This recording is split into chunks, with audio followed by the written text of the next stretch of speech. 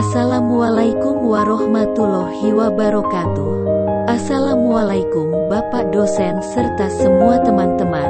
Perkenalkan kami dari kelompok 12 yaitu Silvi Susmitasari, Arizah Yasmin dan Muhammad Bagus. Kami akan menerangkan materi yang berjudul Sekuritas dan Investasi. Sekuritas dan investasi. Pasar modal merupakan salah satu tempat bagi perusahaan untuk memperoleh dana, khususnya adalah dana jangka panjang. Pasar modal Indonesia. Menurut teori Husnan, mendefinisikan pasar modal sebagai pasar untuk berbagai instrumen keuangan atau sekuritas jangka panjang yang dapat diperjualbelikan dalam bentuk hutang maupun modal sendiri dan diterbitkan oleh pemerintah, public authorities maupun perusahaan swasta.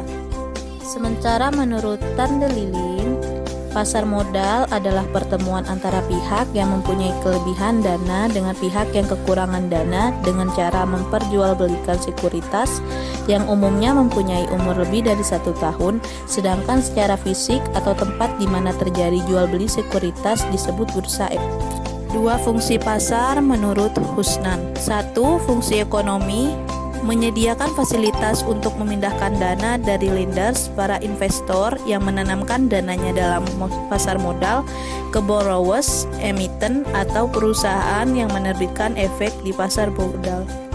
Yang kedua, fungsi keuangan dengan menyediakan dana yang diperlukan oleh para borrowers. Sementara menurut teori Tandeliling, pasar modal berfungsi sebagai lembaga perantara intermediari. Organisasi Pasar Modal Indonesia. Struktur pasar modal Indonesia diatur oleh Undang-Undang Nomor 8 Tahun 1995 tentang pasar modal. Dalam undang-undang tersebut dijelaskan bahwa kebijakan di bidang pasar modal ditetapkan oleh Menteri Keuangan. Berikut ini adalah penjelasan singkat dari berbagai lembaga dan profesi yang terdapat di pasar modal Indonesia. Yang pertama, Otoritas Pasar Modal. Otoritas pasar modal dipegang oleh Badan Pengawas Pasar Modal dan Lembaga Keuangan Bapepam LK. Tugas yang diemban sesuai Undang-Undang Pasar Modal Nomor 8 Pasal 3 adalah melakukan pembinaan, pengaturan dan pengawasan sehari-hari untuk kegiatan pasar modal.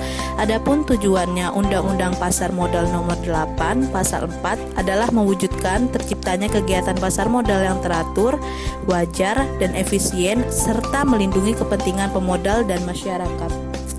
Yang kedua, Fasilitator Pasar Modal Indonesia. Fasilitator pasar modal Indonesia terdiri dari yang pertama, Bursa Efek. Bursa Efek adalah pihak menyelenggarakan dan menyediakan sistem dan atau sarana untuk mempertemukan penawaran jual dan beli efek pihak-pihak lain dengan tujuan memperdagangkan efek di antara mereka. Yang kedua, Lembaga Clearing atau Penjaminan. Pengertian lembaga clearing dan penjaminan adalah pihak yang menyelenggarakan jasa clearing dan penjaminan penyelesaian transaksi bursa. Yang ketiga, Lembaga Penyimpanan dan Penyelesaian KSEI. Pengertian KSEI adalah pihak yang menyelenggarakan kegiatan kustodian sentral bagi bank kustodian, perusahaan efek, dan pihak lain. Dan yang ketiga, Pelaku pasar modal. Perusahaan efek adalah pihak yang melakukan kegiatan sebagai yang pertama, perantara pedagang efek, broker, dealer. Yang kedua, penjamin emisi efek, underwriter. Yang ketiga, manajer investasi atau gabungan dari ABC di atas. Yang kedua, perantara pedagang efek adalah pihak yang melakukan kegiatan usaha jual beli efek untuk kepentingan sendiri atau pihak lain. Yang ketiga, penjamin emisi efek adalah pihak yang membuat kontrak emiten untuk melakukan penawaran umum bagi kepentingan emiten dengan atau tanpa kewajiban untuk membeli sisa efek yang tidak terjual. Yang keempat, manajer investasi adalah pihak yang kegiatan usahanya mengelola portofolio efek untuk para nasabah atau mengelola portofolio investasi kolektif untuk sekelompok nasabah, kecuali perusahaan asuransi, dana pensiun, dan bank yang melakukan sendiri kegiatan usahanya berdasarkan perundang-undangan yang berlaku. D. Lembaga penunjang. Lembaga penunjang dibagi 4 macam. Yang pertama, Biro Administrasi Efek, kedua, Kustodian, yang ketiga, Wali Amanat, dan yang keempat, Pemeringkat Efek. Selanjutnya adalah profesi penunjang pasar modal meliputi 1. Akuntan, 2. Konsultan hukum, 3. Penilai atau appraisal, dan yang keempat adalah notaris. Selanjutnya yaitu mekanisme pasar modal. Yang pertama adalah pasar perdana. Pasar perdana adalah penawaran efek dari suatu perusahaan kepada masyarakat oleh suatu sindikasi penjaminan untuk pertama kalinya sebelum efek tersebut diperdagangkan di bursa efek. Mekanisme perdagangannya adalah sebagai berikut. Pertama, saham atau efek yang diterbitkan oleh perusahaan penerbit emiten akan ditawarkan kepada investor oleh pihak penjamin emisi underwriter melalui perantara pedagang efek, broker-dealer yang bertindak sebagai agen penjual saham. Proses ini disebut dengan penawaran umum perdana atau IPO. Yang kedua yaitu pasar sekunder.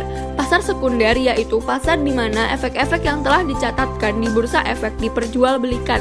Pasar sekunder memberikan kesempatan kepada para investor untuk membeli atau menjual efek-efek yang tercatat di bursa setelah terlaksananya penawaran perdana. Di pasar ini, efek-efek diperdagangkan dari suatu investor ke investor lain. Selanjutnya adalah yang sering sekali kita dengar yaitu saham. Saham adalah selembar kertas yang menunjukkan tanda penyertaan atau pemilikan seseorang atau badan usaha dalam suatu perusahaan. Jadi, saham adalah bukti yang menerangkan bahwa pemiliknya memiliki hak atas sebagian kekayaan dari perusahaan yang menerbitkannya. Dengan memiliki saham sebuah perusahaan, maka individu atau institusi menjadi pemilik perusahaan tersebut. Keuntungan dan kekurangan saham. Berikut ini adalah contoh keuntungan bersaham. Pertama, mendapat dividen. Kedua, mendapat capital gain. Ketiga, mendapat saham bonus. Keempat, berhak ikut mengontrol perusahaan sesuai kapasitas. Berikut ini adalah contoh kerugian dalam bersaham.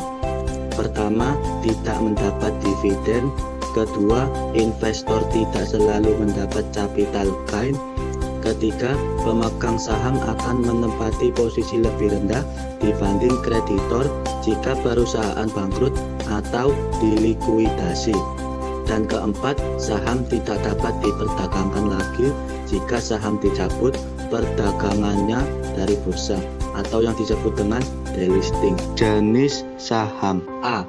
Saham biasa atau yang disebut dengan common stock.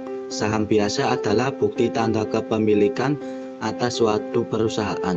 Keuntungan yang dinikmati oleh pemegang saham biasa berasal dari pembayaran dividen dan kenaikan harga saham. B. Saham preferred atau yang disebut dengan preferred stock.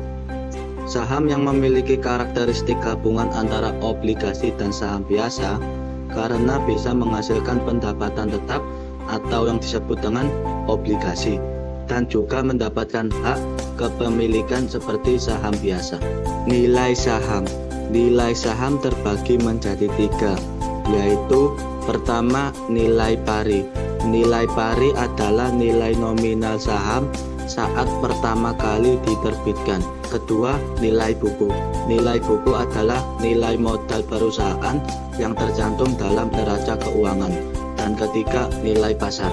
Nilai pasar yaitu harga saham yang terbentuk di pasar. Faktor yang mempengaruhi harga saham. Pertama, adanya persepsi yang berbeda dari para investor sesuai dengan informasi yang dimiliki. Kedua, isu-isu politik yang terjadi di negara yang bersangkutan. Ketiga, tingkat pengembalian bebas risiko. Keempat, kebijakan dividen perusahaan. Kelima, tingkat aliran kas atau yang disebut dengan cash flow perusahaan. Surat tanda hutang yang mewajibkan penerbit obligasi untuk membayarkan kembali nilai nominal disertai bunga kepada pembelinya. Dengan demikian, obligasi merupakan salah satu instrumen yang memberikan pendapatan tetap bagi pemegangnya.